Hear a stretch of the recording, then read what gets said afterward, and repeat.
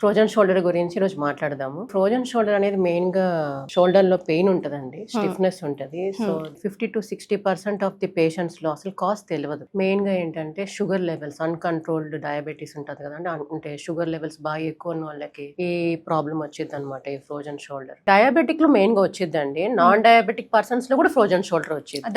ఈ high sugar levels ఏం చేస్తుంది అంటే బాడీలో మన షోల్డర్ జాయింట్ లో క్యాప్సిల్ అనేది ఒకటి ఉంటది అనమాట, లైనింగ్ లేయర్. ఈ బాల్ అండ్ సాకెట్ జాయింట్ అండి, షోల్డర్ జాయింట్ అనేది ఇది గ్లినాయిడ్. ఈ షోల్డర్ జాయింట్ వచ్చేసి ఇలా ఉంటది. సో దీని చుట్టూ మనకు ఒక లేయర్ ఉంటది అనమాట, క్యాప్సిల్ అటాచ్మెంట్ కి. ఈ క్యాప్సిల్ అనేది బాగా ఇన్ఫ్లమేషన్ అంటే వాపు వచ్చేసిద్ది అనమాట. ఆ ఇన్ఫ్లమేషన్ వల్ల ఏంటంటే ఫ్రోజన్ షోల్డర్ వస్తుందండి మెయిన్ గా డయాబెటీస్ పేషెంట్స్ లో. సో డయాబెటీస్ లో ఏంటంటే కొంతమందికి ఐకి కొట్టచ్చు, కిడ్నీకి రావచ్చు, డయాబెటిక్ నెఫ్రోపతి అంటారు, నరాలు అంత వీక్నెస్ అయిపోవచ్చు, డయాబెటిక్ న్యూరోపతి అంటారు. సో డయాబెటీస్ ఉన్న వాళ్ళల్లో మెయిన్ గా షోల్డర్ కొంతమందిలోనే వచ్చేది. ఒకవేళ షోల్డర్ పెయిన్ వచ్చిందంటే that is one of the suspicion అనమాట, డయాబెటీస్ ఉంది కాబట్టి. ఎవరైనా నా దగ్గరకు వచ్చినప్పుడు నేను ఫస్ట్ అడిగే క్వశ్చన్ ఏంటంటే, మీకు ఏమైనా డయాబెటీస్ ఉందండి?